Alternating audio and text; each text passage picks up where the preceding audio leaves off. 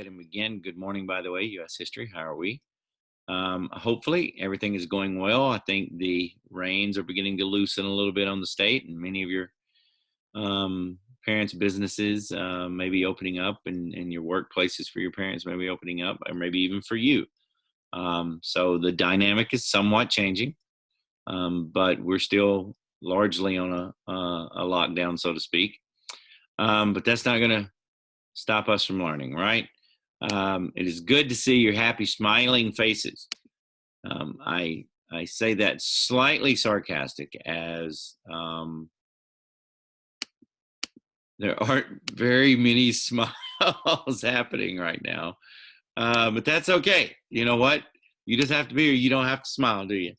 But thank you for again showing up and putting your best effort into this. You're very much appreciated and respected. Now, moving forward, when last we left, we were talking. Now, remember the umbrella that we're using right now, the big one, the topic that's related to this segment of the Cambridge curriculum is indeed the progressive era.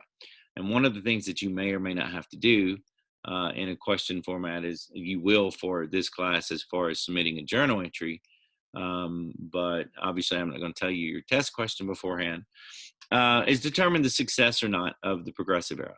Well, we talked a lot about the progressive era and a lot of the actual successes. We went into detail about muckrakers and food and drug and inner city issues and fire and workplace and child labor and women's issues and women's right to vote eventually.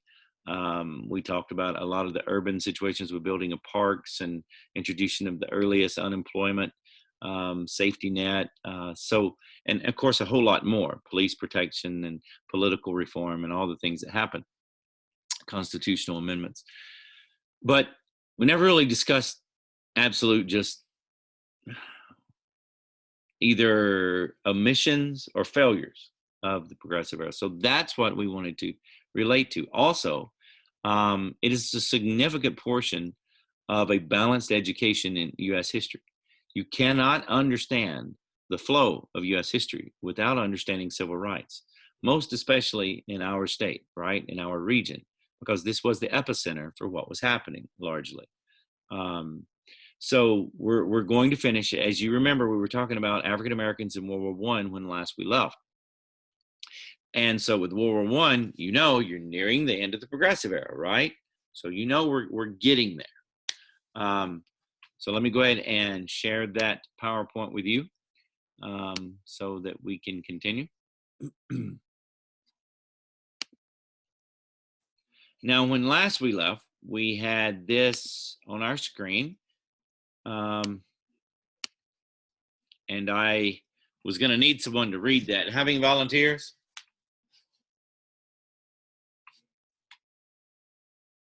This is a piece of propaganda. This is a leaflet that was dropped on some black troops. And you can see there that it's directly aimed at them. And they were effectively fighting. Remember, the 42,000 that were actually combat troops out of the 300,000 plus wound up fighting under French command, but they were U.S. trained troops, and they were very effective, saw more action than any other U.S. units during the entire war. And so the Germans were well aware of two things. Number one, how effective they were fighting, because they were fighting them. And number two, how they were treated back home. So they used that. They used that against trying to, convince them. So let's take a look. I don't really have a way of zooming in on that. Maybe you do on your computer. Who's going to read that for me?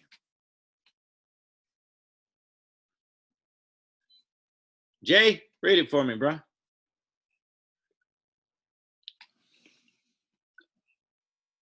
The looks like a newspaper thing. Yeah, what it was, it's a leaflet, a propaganda leaflet that was dropped onto black troops in World War I. Okay, from the German side. That's what you're reading. It's kind of blurry, but I'm gonna do my best. All right. That's why I asked you to do it. You got Uh, to the colored soldiers of the U.S. Army, hello, boys. What are you doing over here, fighting the Germans? Why? Have they ever have they ever done you any harm? Of course, some white folks and the lying English American papers told you that the Germans ought to be wiped out for the sake of humanity and democracy. What is democracy? Personal freedom. All citizens enjoying the same rights socially, and to for the law. Do you enjoy the same rights as the white people do in America, the land of the freedom and democracy, or aren't you rather treated over there as second-class citizens? Can you go into uh, restaurants where white people dine? Can you get a seat to a theater where white people sit? Can you get a pull? What is that? Pullman or yeah, it's seat? a type of railroad car. Pullman or seat? Booth, berth, something, I don't know, in a road car, or can you even ride in the South in the same street car with white people? And how about the law? Is lynching and the most horrible? I don't even know what that. I can't. It's blurry. And Connect most with horrible cruelties connected therewith. a lawful proceeding in democratic country. Now all this entirely different in Germany, where they like colored people, where they treat them as gentlemen and act as second class citizens. They enjoy exactly the same social privileges as every white man, and quite a number of colored people have the mighty fine positions in business in Berlin and other big German cities. Juan, And then it goes on into the whole, hey, why fight for the bankers' war kind of thing. So, that's a rather convincing piece of propaganda. Hey, at home, you're being lynched. Why are you fighting us? But how many actually deserted? I don't know. None. Not a single black American soldier deserted. That's quite an incredible testament to the level of integrity of the fighting men of this era.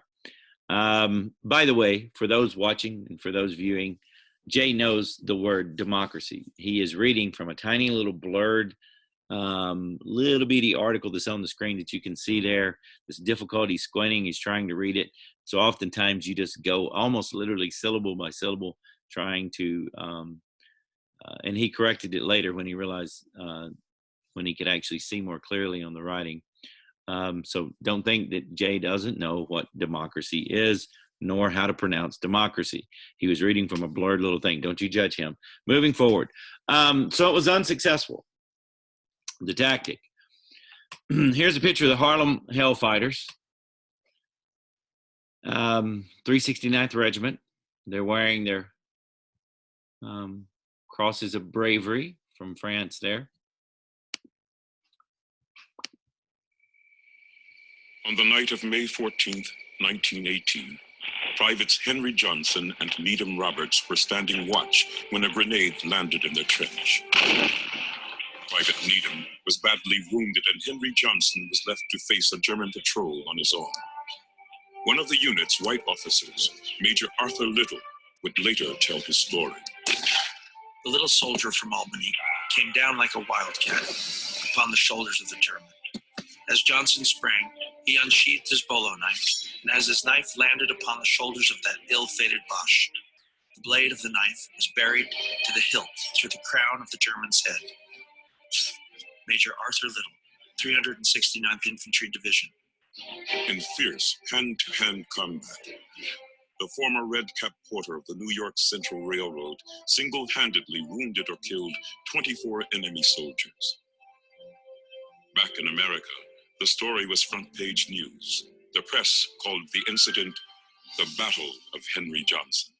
Having shot one of his foe down and clubbed another with the butt of his rifle, he sprang to the aid of Roberts with his bolo knife. As the enemy fell into disorderly retreat, Johnson, 3 times wounded, sank to the ground, seized a grenade alongside his prostrate body, and literally blew one of the fleeing Germans to fragments. Martin Green, the New York Evening World.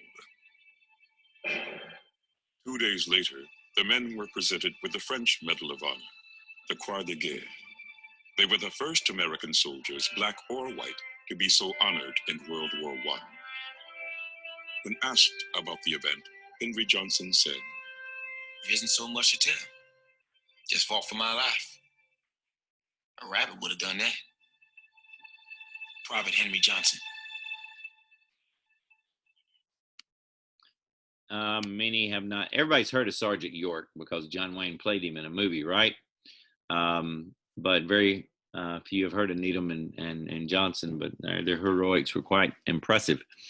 So the war is over, and it's victory. So you have all the troops returning home to this. So black troops return home to this ticker tape parade in New York. Isn't that something? By the way, and I don't know if any of you read, I think New York is considering perhaps a ticker tape parade for first responders and medical personnel. How about that? Okay, so yeah, they return to that.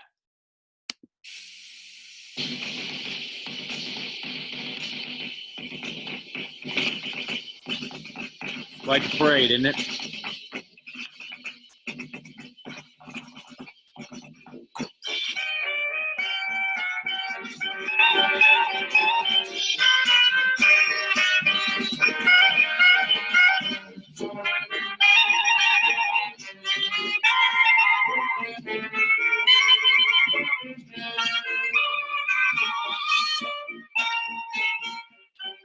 As we marched along up Fifth Avenue, everybody was astounded that we used a new mass formation, 16 abreast. And we've never seen before in this country was a formation we learned in France from the French instructors.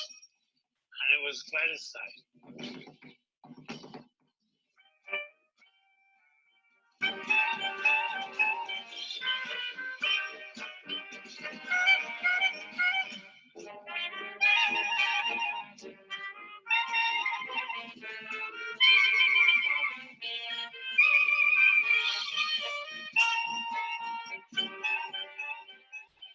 As we got to Harlem, we opened up the ranks so that the family and friends could see their loved ones.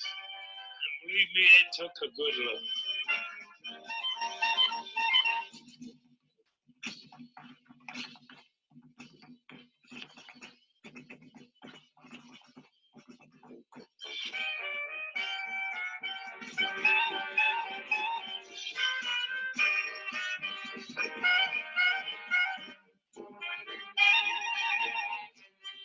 Everybody wanted to see Henry Johnson. Everybody wanted to shake his hand.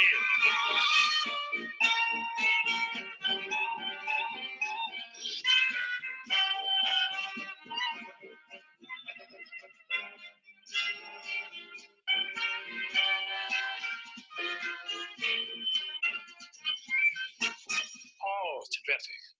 Terrific. Oh, we marched up Fifth Avenue. We had parties. We had, the feeling was terrific. Everybody was happy. Everybody was wonderful. After the parade at the Army, and then over here in Harrison Avenue Army in Brooklyn, had a big dinner.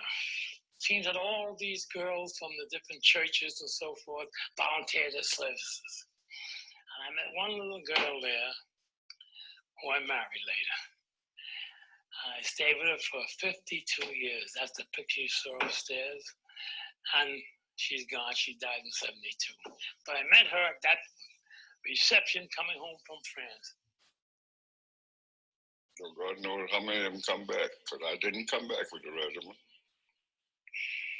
When I came back in casualty ship.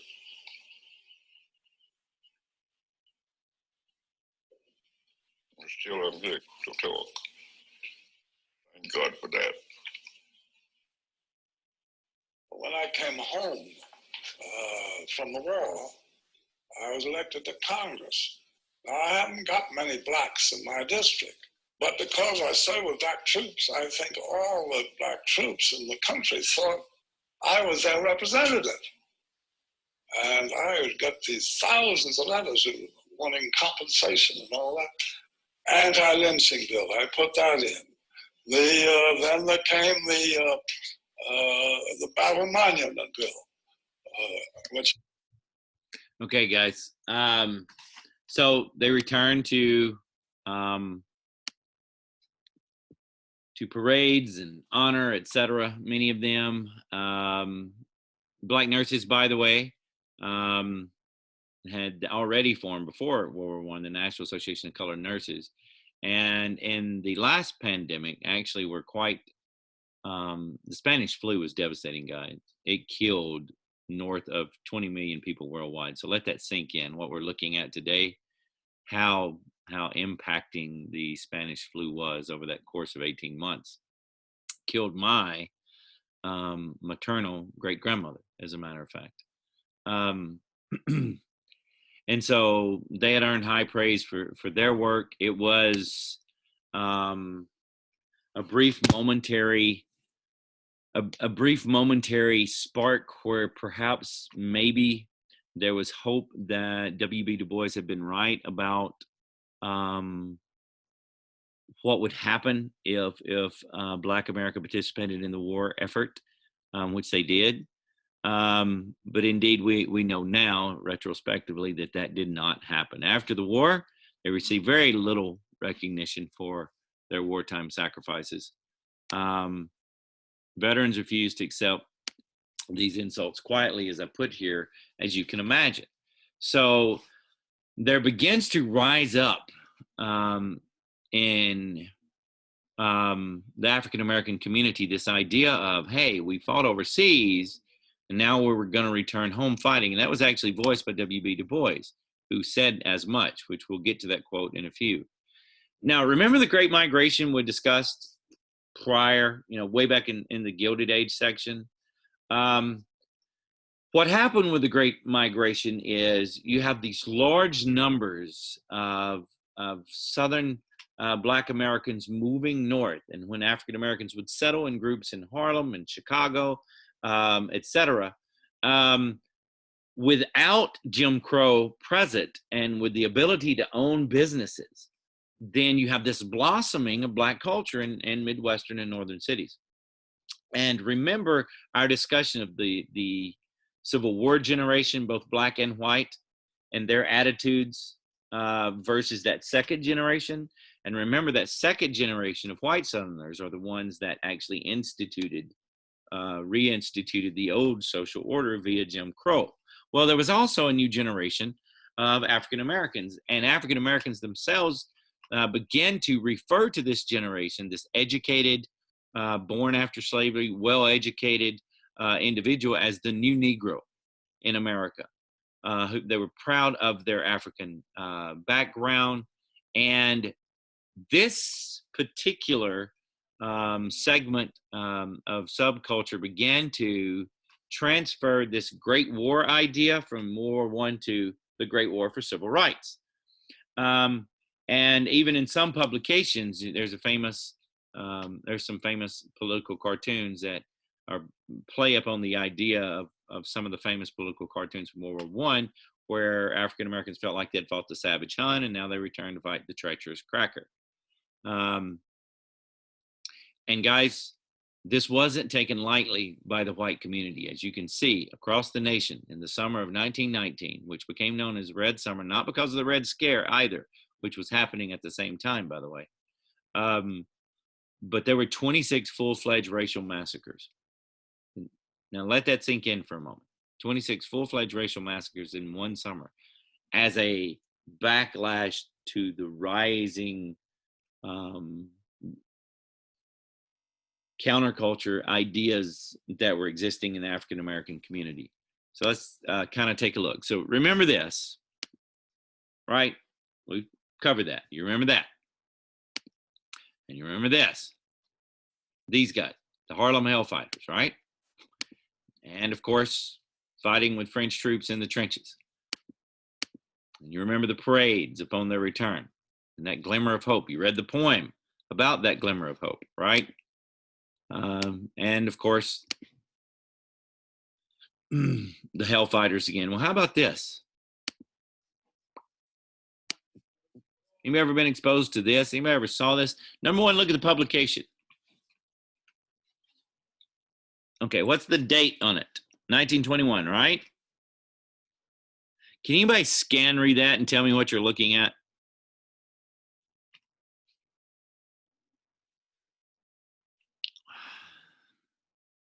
Anyone? Krista, how about you? Are you with us? No? Hannah? No? Let's see. Anna, you awake? You there? I know I saw you face earlier. There you are. How about you? Can you see that? Kind of. It's a little blurry. So it's the New York Times, and you can tell just from the little highlighted areas up here that just from reading that, you can tell this article is about what? Well, What's these two words here? there's like lynching. There's like 12. Yeah, what are these two words right there? Taylor witnessed investigating committee. Yeah, Senate investigating committee. So what can you extrapolate from that? Considering the topic. Use context clues here.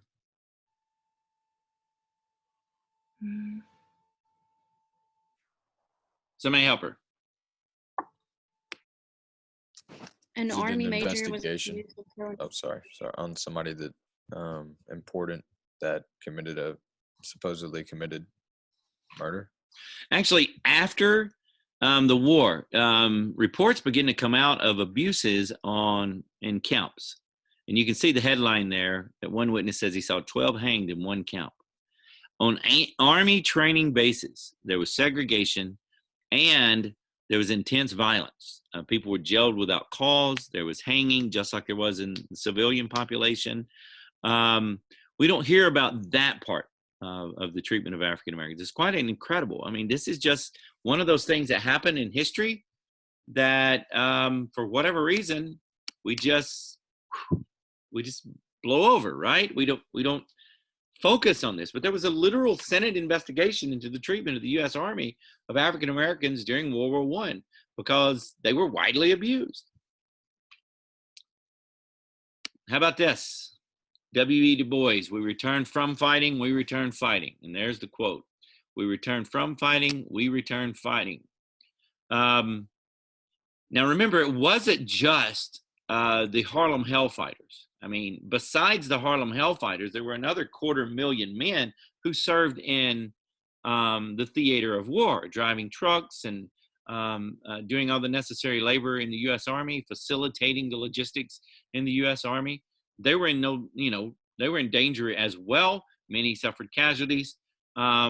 Also back home, because of the Great Migration, there were a large number of African Americans now in great American industrial centers who had participated in the armament industries. You had black nurses that we've already discussed, and that was just pretty much forgotten. All right, it was just dismissed. Guys, there were more than 70 lynchings of black Americans in the year after the war ended. Now let that sink in for a minute. That's known lynchings. And that last note is absolutely horrifying and quite frankly, nauseating. As a veteran, I can say that this is a nauseating. You probably feel the same thing. It's hard to imagine this is our country, right?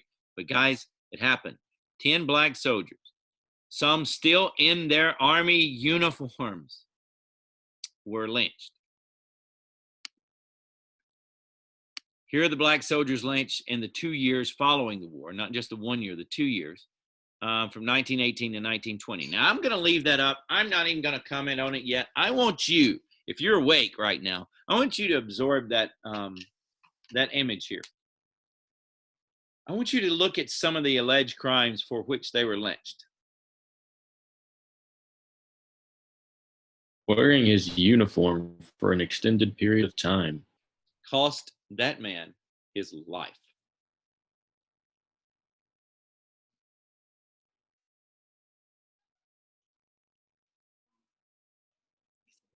Guys, I'm not saying these are all the lynchings during this time period. I'm not saying this is the totality of violence against black Americans during this time. These are the black soldiers lynched during this time. These are the veterans only. Now, intimacy with a white woman, insulting a white woman, failure to yield the road. Most Midwestern and Southern states, now that we had 2 decades of American car culture behind us, since the advent of the Model T, we were beginning to have to come up with traffic laws. And one of those traffic laws in these states that was part of Jim Crow was, if remember, you had these old carriage style roads. And so there's a lot of them were 1 lane in rural areas. So if 2 cars approached each other and on a 1 lane road, there were laws that expressed the structure for who got the road and who had to yield the road. And in all these states, black drivers had to yield the road to white drivers. It's quite a list. Here is Wilbur Little. You referred to this one, George. Lynched in his uniform. This is a horrifying picture. To me personally, this is a horrifying picture. Now, I don't know if you're paying attention, if you're invested right now at all. Not only horrifying for the imagery of the poor gentleman who's, remains now swinging there in such a grotesque way, but look at the picture below.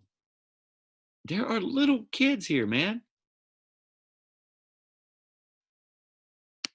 You think there's these Sunday school teachers in this bunch? Probably. Boy Scouts, potentially.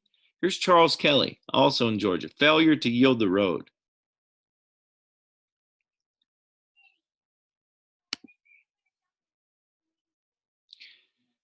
Now, this is admittedly one of the, and I'll put that there on the little note here, that this is one of the most excruciating topics to study in U.S. history. Admitted. I know it is. But guys, there was a spike in lynchings immediately following World War I, and you can understand why. You already know this. It's probably not necessary for you to take notes on this. What lynching actually is, an extra legal means of enforcing white supremacy. Now, traditionally, lynching was just mob justice, so to speak, where you hold a mock trial, find them guilty, and immediately carry out with execution. It was not always hanging. Sometimes it was burning, beating, dragging behind cars, etc. And it became the instrument whereby African Americans in the South were terrorized, but not just the South. And of course, you probably already studied at some point the most famous, potentially, the lynching that actually, and that's supposed to be 1955, not 65. My apologies on the wrong date there for Emmett Till's lynching, so please correct that in your notes. But in 1955, Emmett Till, the famous lynching that actually gave that emotional fuel to the civil rights movement early. Between 1882 and 1930, guys, over 4,000 people were lynched. 4,000 people. About 80% of them were black. This is about 1 per week, every week.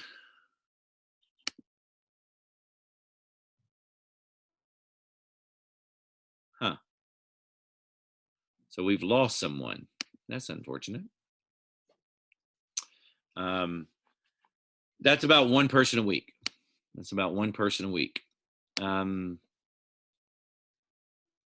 The worst year was 1892, 230. The state with the highest number was Mississippi, and the largest single number lynched at any one time was 11 in New Orleans. Now, these are known lynchings. These are recorded lynchings. Between 1882 and 1968, when statistics began to be kept on this sort of thing, you can see some of the numbers there. So why do we study this? Well, just take a look. Almost 5,000 people died of lynching. Almost 3,500 of them were black men and women. You can see the South leading the charge there. For 20 years, at the end of the 19th century, as Jim Crow was being instituted, the number spiked. In the 20th century, the numbers did decline, as you can see, but there were still 97 in 1908 as African Americans began to move north, and there's a change in dynamics and some financial issues in the country. And then, of course, just in the racially charged year of 1919 at the end of the war, you had some 97 lynchings, plus 25 race riots and dozens more killings and just outright massacres that existed. And hanging was the most frequent form. And this was, guys, very much a public event. The bodies would be left, unfortunately, would be left as a symbol of sorts. So in most rural areas of the South, during this era of time, at some point, children would have seen this imagery. And that's powerful imagery. People were also drowned. I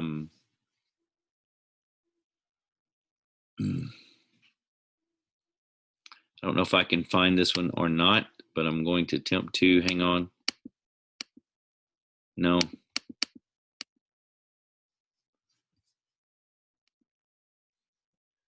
Okay, guys, so we're almost at lunch. We'll pick up with that one and shift into the race riots, which is really our last topic, when we meet again on Monday. Now, remember, I will be here to provide any notes that you've missed, to answer any questions, to address any issues on Friday at the same time.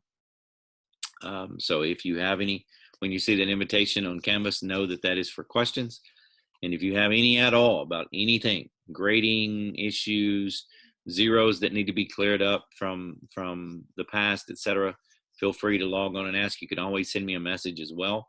What I will do right now, when I end the recording, I will stay on live video for you to ask questions that you may not want recorded, and be available for you.